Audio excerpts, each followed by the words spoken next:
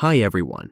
In today's tutorial, we will show you how to add members to your team on Calendly. If you are managing a group account and want to collaborate, assign event types, or streamline scheduling, we will walk you through the steps to invite and manage members easily.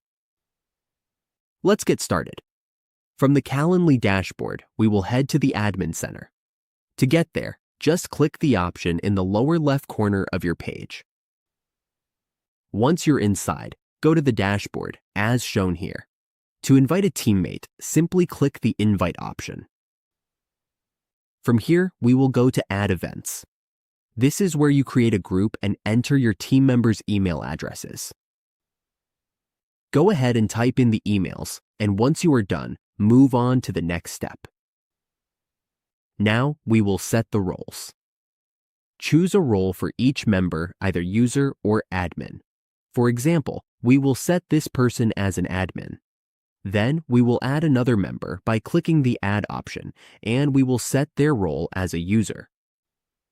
Once everything looks good, just click New Event Type and set the event type for your group.